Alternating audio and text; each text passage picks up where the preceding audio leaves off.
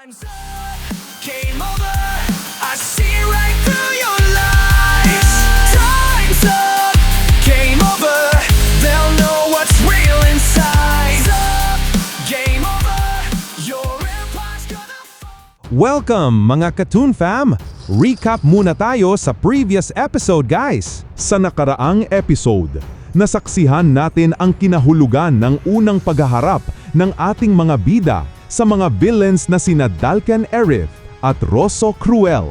Sa kanilang labanan, nalaman natin ang malaking agwat ng kanilang mga lakas at dehado ang ating mga bida guys, kahit nagtulong-tulong pa silang labanan si Dalkan.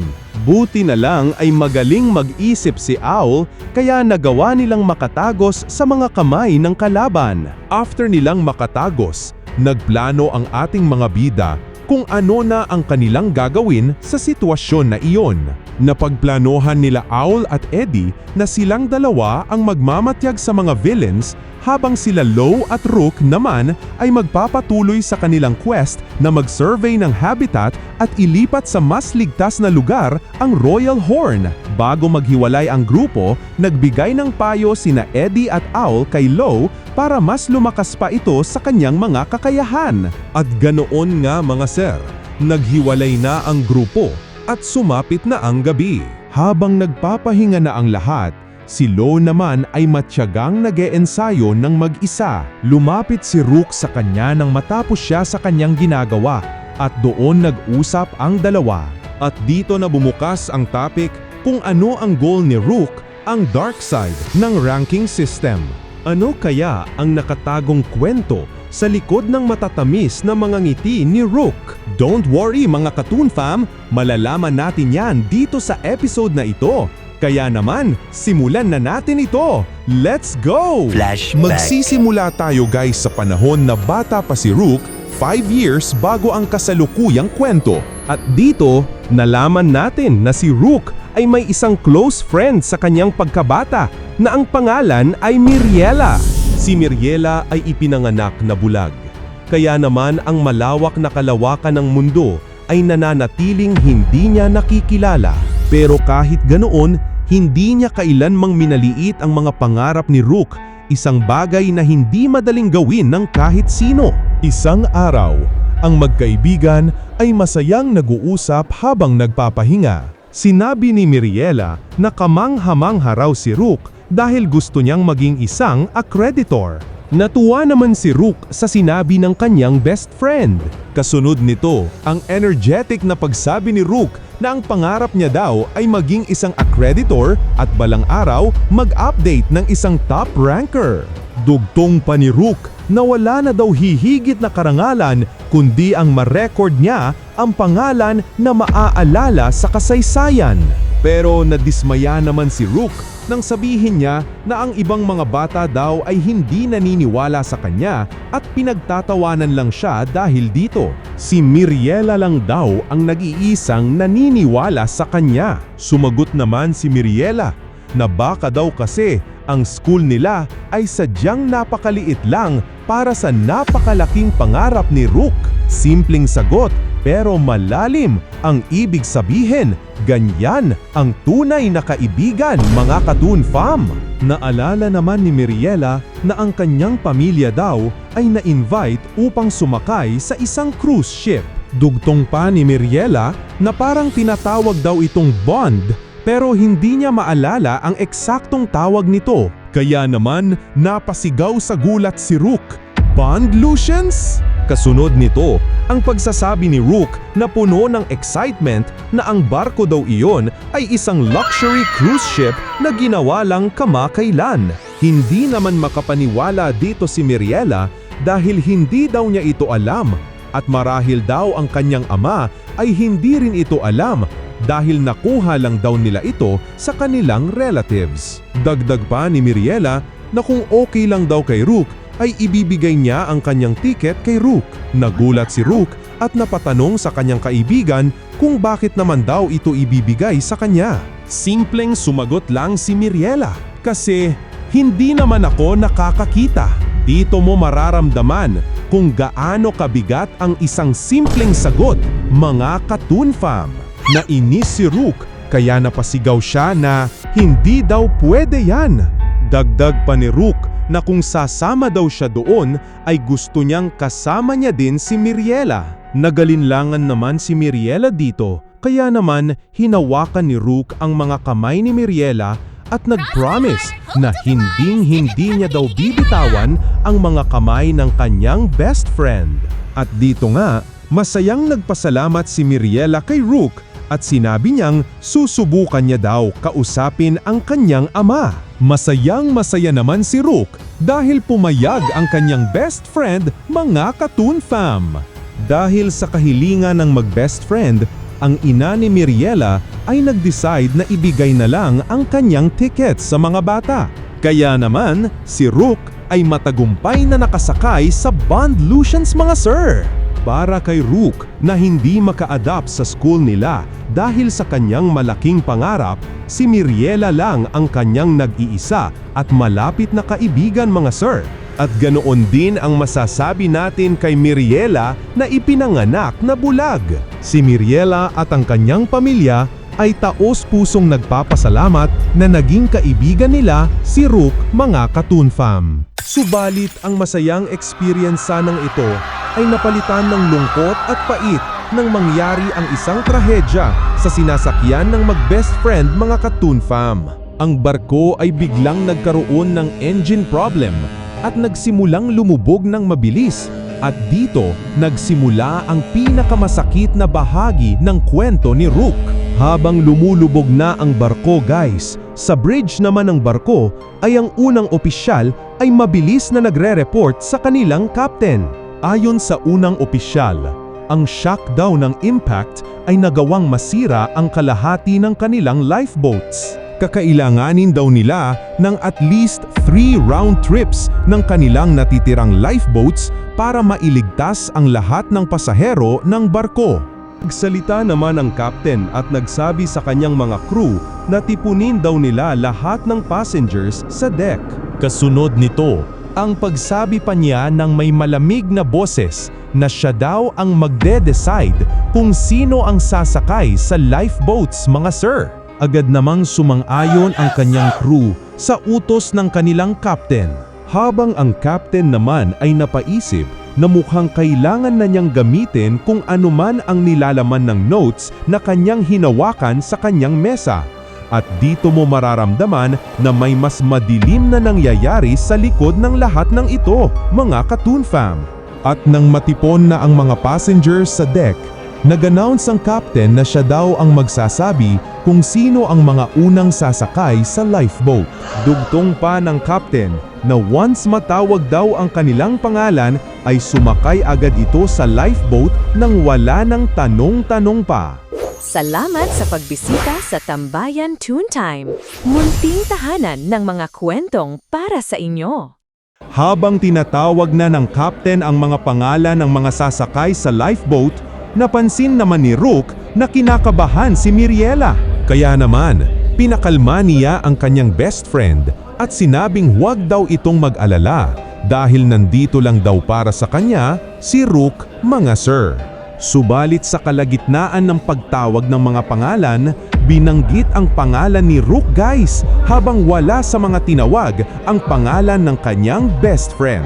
Kaya naman, nang lumo si Rook nang matapos na ang captain sa pagtawag ng mga pangalan at sinabi ng captain na magmadali na daw at sumakay na daw ang mga pangalang kanyang tinawag sa lifeboat. Kasunod naman nito, ang nanginginig na pagtanong ni Rook na bakit daw siya lang at hindi kasama ang kanyang best friend na si Miriela. Subalit dahil naunawaan agad ni Miriela ang kanilang sitwasyon, agad niyang binitiwan ang kamay ni Rook at pasigaw na sinabi, "Huwag mag-alala sa akin!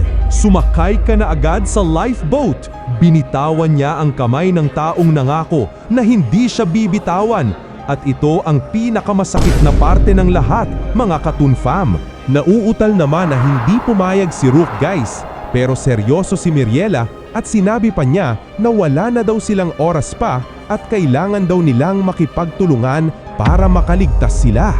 Kasunod nito ang madamdaming sinabi ni Miriela na naniniwala daw siya kay Rook at alam niya sa kanyang sarili na magiging isang mahusay na accreditor ang kanyang best friend. Kaya naman daw, gusto rin niyang maniwala si Rook sa kanya, mga sir. Dahil sa mga sinabi ni Miriela, pinigil ni Rook ang kanyang mga luha at inipon ang kanyang lakas upang tumatag siya at sinabing pumapayag na daw si Rook, mga Katoon Fam. Walang choice si Rook kundi tanggapin ang katotohanang hindi niya kayang baguhin. At ganoon nga, mga sir, umalis na ang unang lifeboat kung saan sakay si Rook at matagumpay naman silang naihatid sa malapit na pampang. Bumalik naman agad ang lifeboat sa lumulubog na barko as soon as makababa ang mga sakay nito. Ngunit nang bumalik ang lifeboat na may kasamang higit pang pasahero ay hindi matagpuan ni Rook si Miriela sa kanila. Ang pinakamasakit na parte, ang ikatlong balik sana ng lifeboat upang i-rescue ang mga sakay sa lumulubog na barko ay hindi na umabot pa sa barko dahil ang barko ay nilamon na ng apoy, mga sir. Kaya naman nang lumo ng husto at napaluhod pa si Rook habang pinagmamasdan niya ang barkong kinain ng apoy. Nawala si Miriela, ang tanging naniniwala sa kanya sa buong mundo. Ay nag-uusap naman na crew ng barko sa hindi kalayuan kay Rook. Guys, nagpapasalamat ang isang crew dahil hindi daw sila kasali sa listahan na iyon. Sumang-ayon naman ang kausap nito at sinabi pa niyang salamat daw dahil capable sila at hardworking na mga tao. Dugtong pa niya na ang mga taong nasa worst rankings daw ay lagi lang namang naitutulak pabalik. Subalit walang kamalay-malay ang dalawang crew na narinig pala ni Rook ang kanilang pinag-uusapan. Kaya naman, nagadalit si Rook na tinanong ang dalawang crew kung ano ba daw ang kanilang pinag-uusapan at ano ang sinasabi nilang worst rankings. Nagulat naman ang dalawa dahil may isang batang nakarinig pala sa usapan nila. At dahil sa reaksyon ng dalawa, napagtanto ni Rook na isang sekreto ang usapin sa worst rankings. Kaya naman, tinakot niya ang dalawang crew na ipaliwanag daw nila ito sa kanya kung ayaw nilang ipagbalita niya ito sa lahat ng tao na nakaligtas sa paglubog ng barko. Gutsy move para sa isang bata na halos wala pang lakas para tumayo, mga sir. At dahil sa pag-blackmail ni Rook sa dalawang crew, natakot ito at wala na silang nagawa pa kundi pumayag sa gusto ni Rook. Subalit, nakiusap ang dalawa na huwag daw itong sabihin ni Rook sa kanilang captain. At dito nagsimula ang misyon ni Rook, mga Katoon Fam, isang misyong ipinangako niya sa alaala ni Miriela. Back to present na tayo, guys. Patuloy ang kwento ni Rook kay Lo tungkol sa worst rankings. Ayon kay Rook na ang worst rankings daw ay ang system kung saan nagra-rank sila ng mga tao based sa kanilang kawalan ng abilidad, parang kabaliktaran nga ng normal rankings.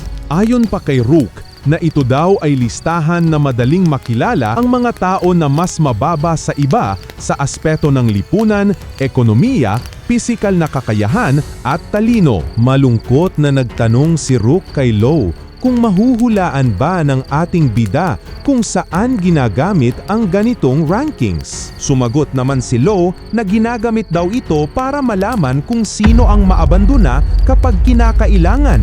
At tama siya, mga Katoon Fam. Exactly ang nangyari sa barko. Dahil tama ang sinagot ni Lo, napapos ng saglit si Rook, mga sir. Pagkatapos nito, nagsalita ulit si Rook at sinabing, ang mga taong may pinakamababang ranks daw sa listahan ay usually mga profesional na may responsibilidad sa maraming buhay. Halimbawa daw, ang kapitan ng isang luxury cruise ship, ang president ng isang malaking hospital, o isang influential politician. Dagdag pa ni Rook na ginagamit daw nila ang listahan para pagpasyahan kung aling buhay ang pwedeng isakripisyo. Dugtong pa ni Rook na ang misyon daw niya ay tuluyang wasakin ang worst rankings sa mundo. Hindi daw niya patatawarin ang ganitong rankings dahil kinuha nito ang buhay ng kanyang best friend na si Miriela. at hindi dapat umiral ang isang ranking system na nagtutulak sa mga tao sa desperasyon. Ngayon, naiintindihan na natin kung bakit ganito ang ating si Rook. Ang bawat hakbang niya ay para kay Miriela. At nang matapos na ng kwento si Rook, isang katahimikan ang bumalot sa ating mga bida. Nagsalita si Lo at sinabing naiintindihan niya ang mga sinabi ni Rook tungkol sa worst rankings. Pero paano naman daw ito nauugnay kay Russo? Sumagot naman si Rook na ang ibig niya daw sabihin ay pwede nilang gamitin ang isang kriminal para matuklasan ang isa pang krimen. Dugtong pa ni Rook na ang worst rankings daw ay isang hindi opisyal na listahan na katulad ng criminal rankings na kinabibilangan ni Rosso. Kung mahuli daw nila si Rosso at tatanungin tungkol sa mga hindi opisyal na rankings na ito, ay maaaring mas mapalapit daw sila sa utak sa likod ng worst rankings. At para magawa nila ang mga ito, kinakailangan nilang talunin muna si Dalkan. Malinaw na ang plano ng ating mga bida, guys! Nagtanong naman si Lo kung may naiisip ba daw si Rook na maaaring utak sa likod ng worst rankings. Sumagot si Rook, mga sir, na wala daw siyang alam. Pero dahil nasasangkot daw ang mga politiko at mayayamang tao, ay maaaring isang malaking organisasyon daw ito. Possible din daw na mayroong parang Underworld Accreditation Bureau din sila. Although pure speculations lang naman daw ito ni Rook, mga sir. Nagsalita si Lo at sinabi niya na siguradong mahirap daw na dalhin ang bigat na ito ng mag-isa sa loob ng matagal na panahon. Pero sa kabila daw ng lahat ng sakit at hirap na ito, ay patuloy pa ring umuusad si Rook. At dahil daw dyan, ay hinahangaan ni Lo ng sobra si Rook, mga Katoon Fam.